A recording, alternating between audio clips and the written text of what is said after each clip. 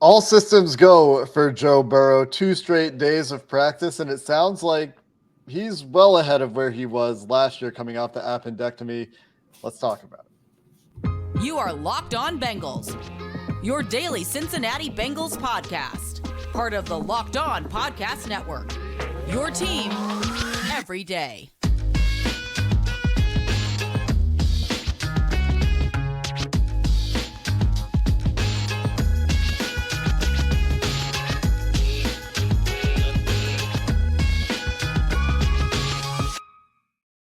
Bengals fans, and welcome to another episode of the Locked On Bengals podcast. I'm your host, Jake Lesko. He's your host, James Rapine. We've got your Bengals updates daily here on the Locked On Podcast Network, and you can find this show on YouTube or anywhere you get your podcast. And when you subscribe, that makes it really easy to join that first listen club that we talk about all the time.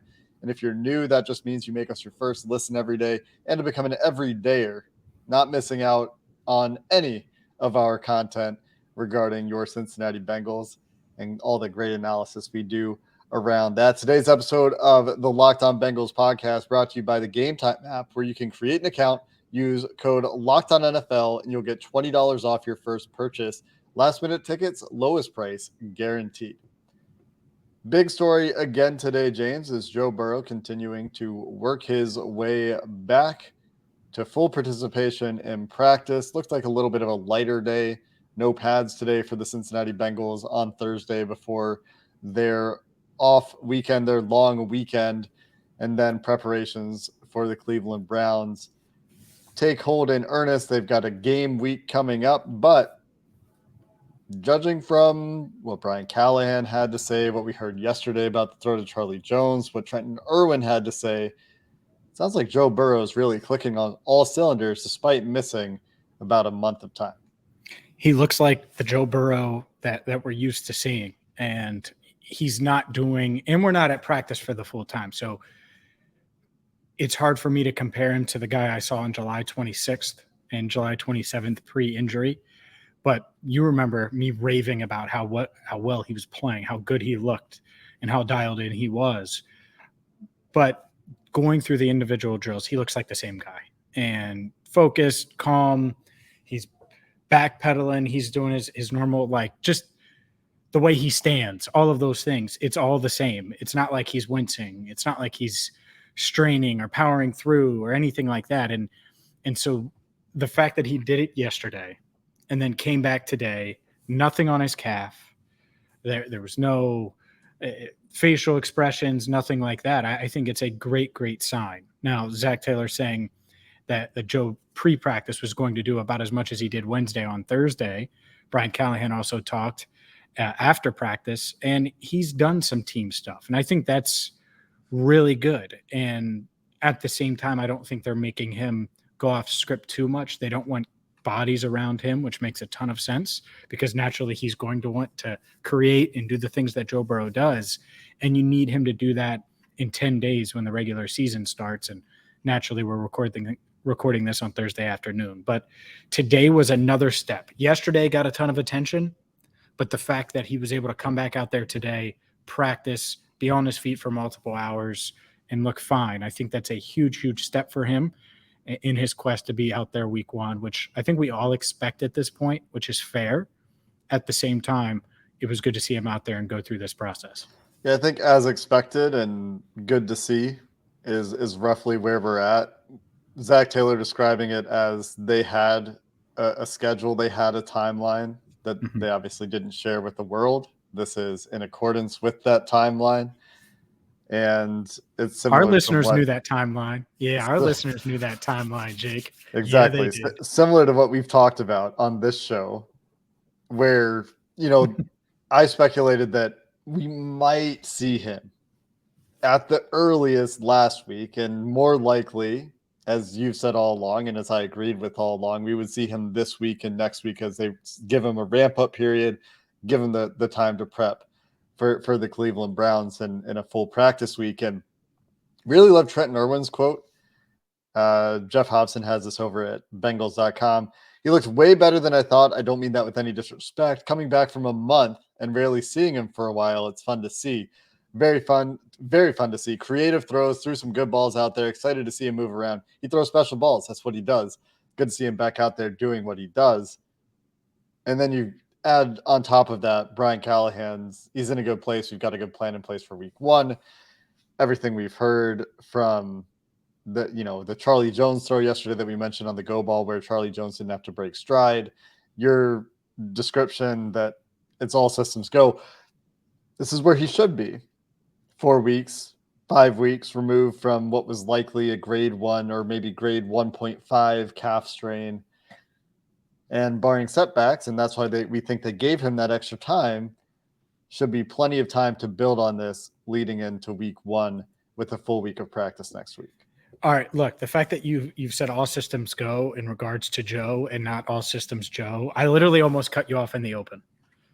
I almost did. And I'm like, no, I shouldn't do that. I cut Jake off a ton. I'm not going to do that. But you just said it again, and I'm still kicking myself because I didn't cut you off then either. All systems Joe. You got to say it. Come on, Jake.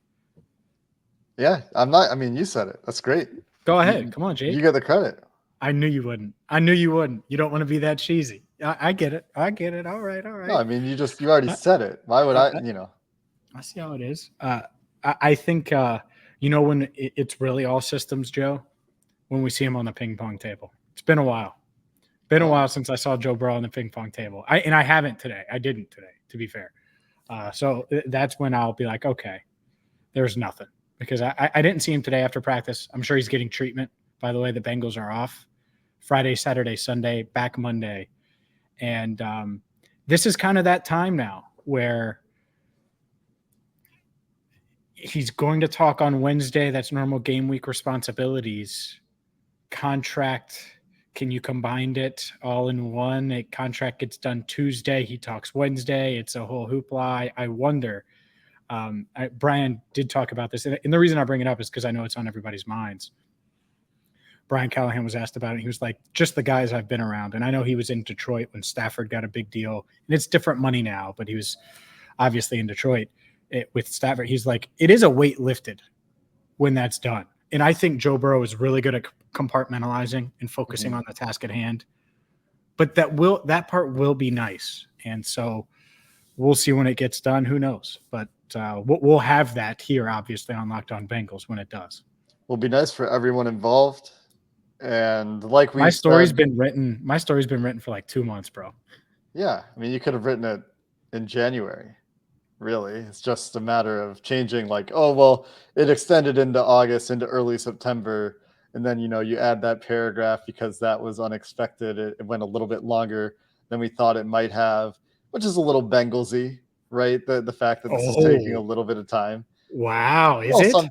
I mean, they're stubborn in negotiations. It might be. It might not be. It appears to be a little Bengalsy. You know what I mean? I think you might see that on like First Things First. I was shocked to hear that on Locked On Bengals. Well, I'm not saying that it is. I'm just saying it's backpedal. It could just be Burrow waiting for some reason. But you know what I mean, right? Like these sorts of big negotiations can take time. It's clearly taking time. You go back to a month ago after Herbert's deal got done, and there was a feeling that, okay, Burrow knows what the floor is. And now this can get done pretty quick. And now here we are in September. What if the final thing is like when the official indoor is built?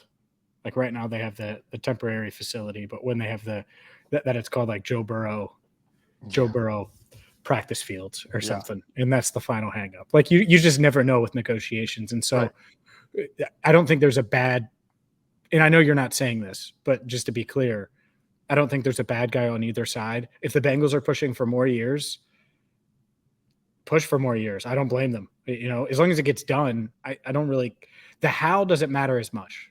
Yeah. With something like this. And so that said, will T get done? I think that one is becoming more and more unlikely between now and the start of the season.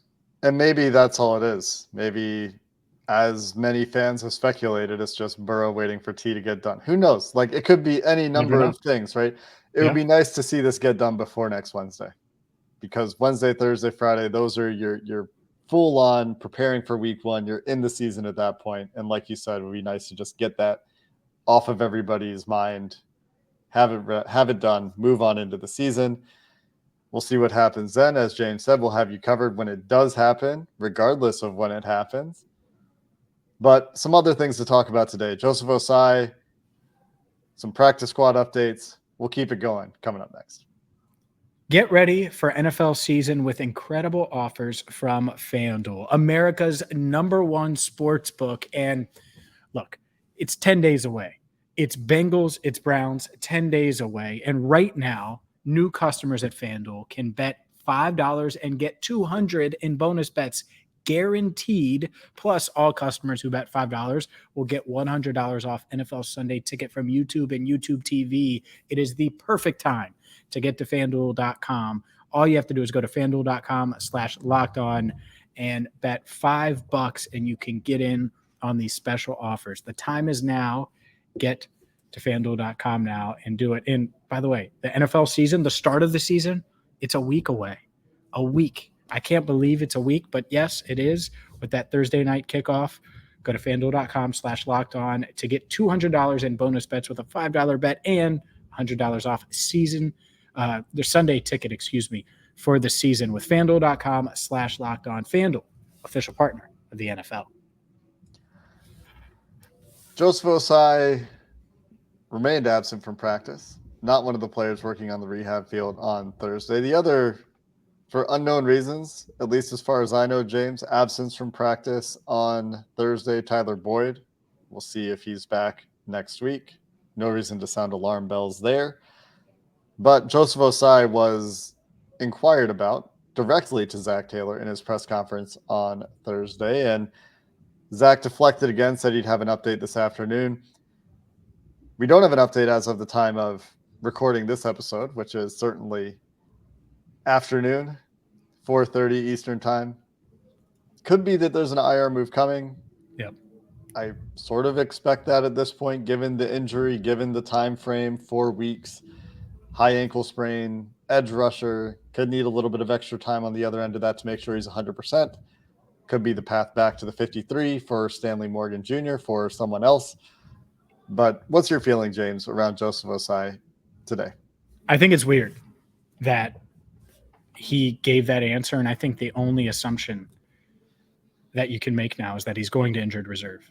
Yeah. Because if it was anything else, when we asked about it on Tuesday, he said, oh, yeah, test the next few days. All right. Well, that's Tuesday. Got Wednesday. Now it's Thursday. We have what Joseph told Kelsey Conway of the Inquirer. Like, come on. Like, we know. And so I think it's more of a procedural thing now where they're just going through it. And maybe it is Stanley Morgan Jr. Stan, I know, practiced on Thursday. He's obviously practiced the past couple of days.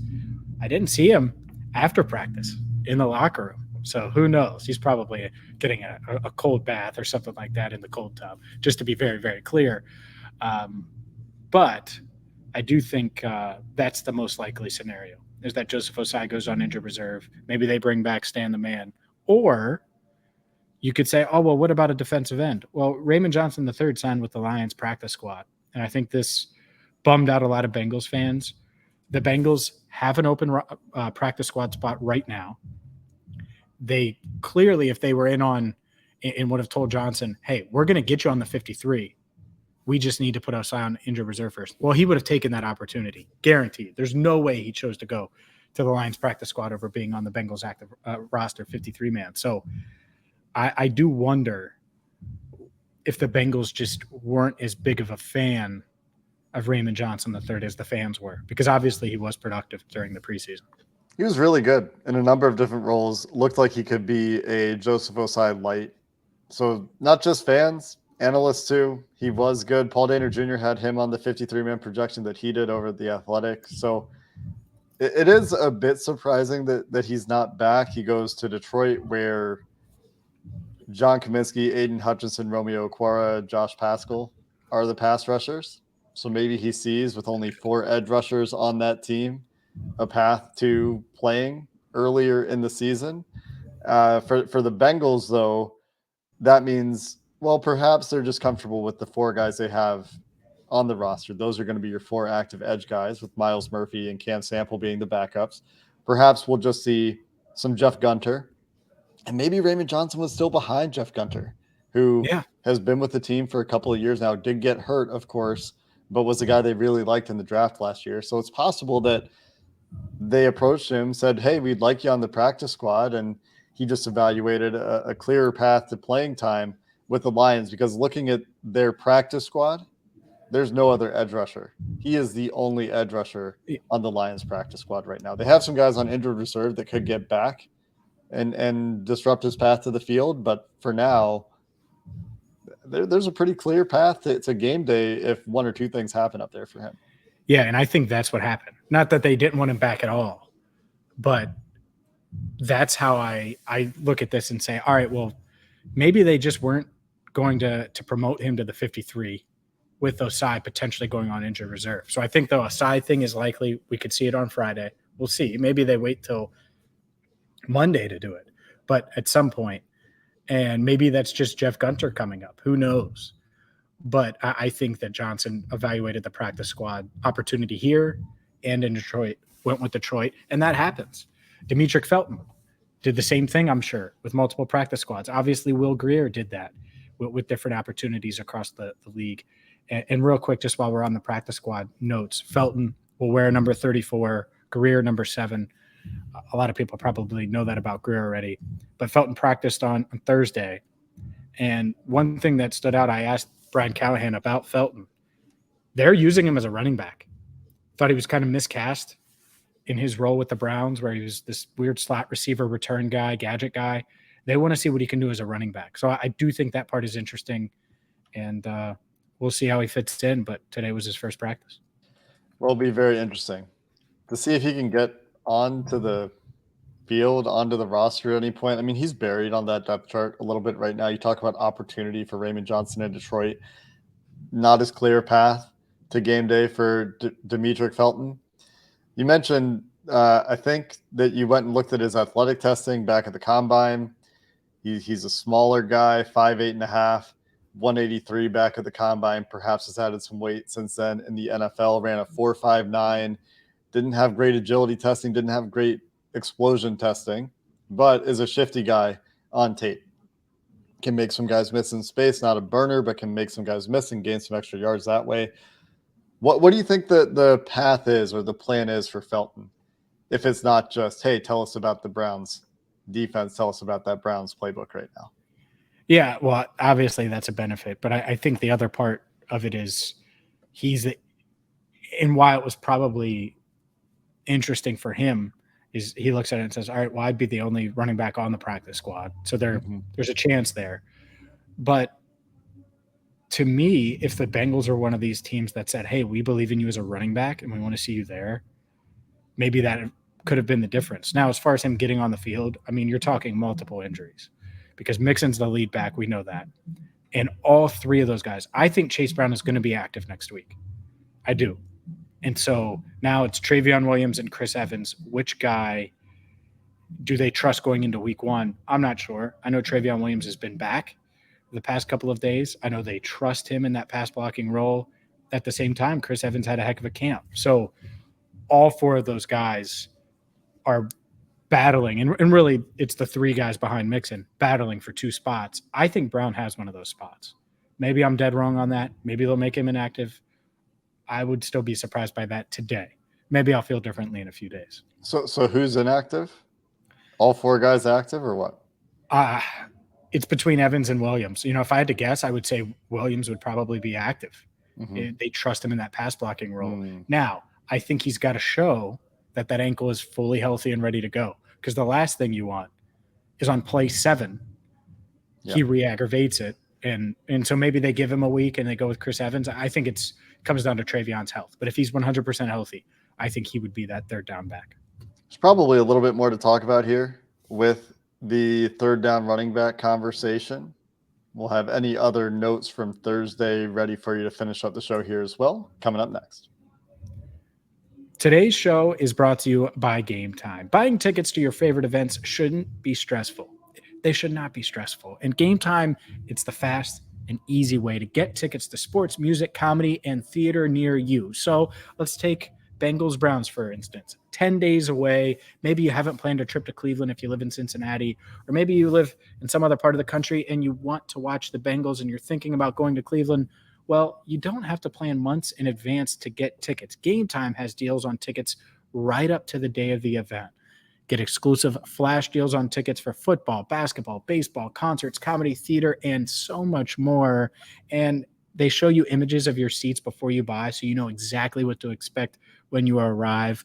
You can buy tickets in a matter of seconds, 2 taps, and you're set. Boom, you have tickets to the event you're looking for. Download the Gametime app, create an account, and use code LOCKEDONNFL for $20 off your first purchase.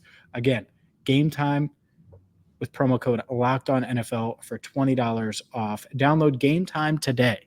Last minute tickets, lowest price, guaranteed, and use promo code LOCKEDONNFL. There is still one open practice squad spot worth mentioning. Yeah. Waiting to see what happens there. And if Joseph Ossai does go to IR, there could be 2 open practice squad spots in the near future. So that is something that we will continue to monitor to see how the Bengals would like to fill those spots. But that's about it on the practice squad. Is there anything else, James, that you wanted to add there? Or should we talk about these running backs a little bit more? No, let's talk about the running backs. So there's still this open question. And Zach Taylor's talked about this as far as there will continue to be a competition to see who's going to take over the third down back role, the passing down back role, the guy they trust to protect, to get out and to add something as a receiver on those downs. Sounds like you mentioned, Travion Williams, if he's healthy, is a guy that they feel has made major progress in that area this year. The injury, of course, very unfortunate for him, robbing him of the opportunity to do it on the field, on games, in game situations. But if he's healthy, I think this is a very interesting decision as far as how do they go with the active game day setup and who's active, who's inactive at the running back position.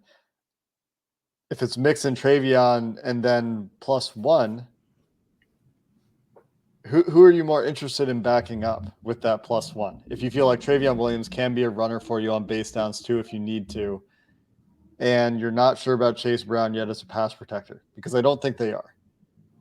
And Chris Evans wasn't perfect, but took major strides in that area, rebuilt some trust. This is why I seem to continue to land on Chase Brown if they do deactivate one of these running backs being the guy that would sit on game day, at least early in the season. But you seem to feel another way about it. So where do you differ? Because they think he's a better runner than those other guys from Travion on down. I think Chase Brown's the most explosive runner on the team, and he's gotten more comfortable as a running back, and obviously Mixon's going to be the lead dog, no doubt. But Brown's shown he can catch out of the backfield. He's shown that explosion in practice. The coaching staff is sold on that part of it. He is a good special teamer too. I think that's the other element here. And so, as a pass protector, is he still a work in progress there at the NFL level? No doubt. But he has the desire. I think he has the intelligence. And if you needed him to get you through a half or whatever, let's say Williams or whoever the veteran is that you put in that third down back row, if you needed Brown to get you through, I think he could. So maybe they go with 4 active. I would be surprised. I think inactives week 1 are going to be really, really interesting. But it's hard for me as an offense to look at it and say Joe Mixon and then Chris Evans and Travion Williams, or Travion Williams and Chris Evans, when the best back not named Joe Mixon, to me, best running back, is number 30, Chase Brown. And that includes hands, route running, explosion, all of those things. It's not just with the ball in his hands between the tackles. So I think he will be active. And that's kind of the logic behind it. Is he as good of a pass protector? Not necessarily, but he's better everywhere else, I would say. It's interesting. It'll be very interesting to see what they end up going with, because I can see very clear arguments on both sides here. And maybe they just activate all of them. I don't know why you keep Chris Evans on your 53 if the plan isn't to make him an active player on game day. Maybe Williams isn't healthy enough, and he's could be that. He's inactive week 1. I mean, it could be that simple. and you see Evans and he gets the first crack, and then it goes from there. I would not shock me if that's the way it goes. Could be that. So it's a good pass rushing team, obviously, that Cleveland Yeah. brings to play the Cincinnati Bengals in week 1, or that the Bengals go visit in Cleveland in week 1. And it's easy to remember some of these linebackers being incredibly disruptive last time these teams played, or I guess it was the early game last year when these teams played, and Sione Takitaki had the game of his life. Jeremiah Owusu-Koramoah, also an incredibly dynamic player, very athletic at the linebacker position. Will they send a lot of blitzes with Jim Schwartz, a new defensive coordinator in Cleveland? That'll be interesting to see. I'm not sure that there's a heavy blitzing approach with Schwartz up there. Just looking at the preseason, there's obviously a handful of blitzes coming from his defense. That's where your primary responsibilities are going to come from for these running backs. Do they want to just get these guys out there to help chip Zadarius Smith and Myles Garrett? That'll be interesting as well. But I think that there's a whole conversation here around what the Bengals do with running backs on game day. And maybe this is a short-lived thing. I would probably sit Chase Brown because I'm more interested in backing up the pass catching role and the pass blocking role than I am interested in backing up the runner role. And if they disagree with that, then I could understand why that might be. And you get your more explosive player and Chase Brown up and available. And he really showed that explosion and evasiveness in the third preseason game. And hopefully that's just a sign of the game slowing down for him and him getting more comfortable. But I do think that's kind of tough if you don't trust him on passing downs. I wonder, because pass catching wise, he's fine. Like that's not a negative. Well, so I think he's better than Travion as a pass catcher. Chris Evans is different. But he did run into offensive tackles twice trying to get out into a pattern, and that directly led to pressures and an interception for Jake Browning. We talked about that quite a bit too. So like that would have to be cleaned up. It's not just catching the ball and being evasive with the ball in your hands. It's also getting out into your pattern cleanly, making good mental choices. And hopefully he's learned from that, right? But that's where the coaching staff would know more than I do about whether or not he's going to repeat that mistake. Sure. I think I would be surprised if Chase Brown isn't the first running back not named Joe Mixon to touch the ball this year. I would be surprised. Maybe I'm wrong. Maybe I'm way wrong. Maybe he's inactive until week 6, right? I would be surprised, though, because I think they believe in him. And even as a pass protector, I think he's made strides there, and they've seen that. And I don't know if they're really super confident in any of them, to be honest with you. I think that this is going to be very fluid and could fluctuate. And it's a really big hole for the sense that any hole feels big on a roster that feels this complete. And so it's like, all right, well, what are you going to do there? Odds are someone emerges, and it's a good problem to have if this is your biggest problem. And I wonder who it's going to be. Hopefully it's just Chase Brown. That would be the easiest way, is if he was just a dominant pass blocker week 1 when he gets the 3 snaps or 3 opportunities, and he just builds off that. That would be the ideal for sure. And obviously you being there, you having that proximity, I haven't been there for a couple of weeks now. So if there's a change in the way these guys are practicing, if there's a change in the way these coaches feel about Chase Brown, I'd be out of the loop there. So could very well be that you're just more up to date on the running back depth chart than I am. I may be dead wrong. Wrong, man. I think no, it's interesting. And we have 10 days to do our research, and who knows, maybe honestly, we will. We'll probably have this conversation again between now and Bengals Browns in Cleveland. It'll be an aspect that we're talking about in terms of that matchup. And that's why we're talking about it now. But it's also noteworthy that we're nitpicking. This isn't some huge glaring issue. At least hopefully it's not a huge glaring issue when the roster is what it is and you feel so good about all of the starters. I can't point to a single starter on this depth chart where I'm like, oh man, that's a chasm. That's a big hole. That's a weak link. You just don't have that. with this roster. Are there going to be tough matchups? Is Myles Garrett impossible for 99.9% of offensive tackles in the NFL to shut out for a whole game? Yes, but you feel pretty good about the starters. So when we're talking about these role players for 10 minutes, it's because that's some of the more interesting stuff on the team right now that's still up in the air. That's going to do it for this week on the Locked On Bengals podcast. We're back Sunday. We've got game week coming up. That means crossover Thursdays coming up next week. We've got game previews. We're hopefully going to hear from Joe Burrow. We're on Burrow contract watch.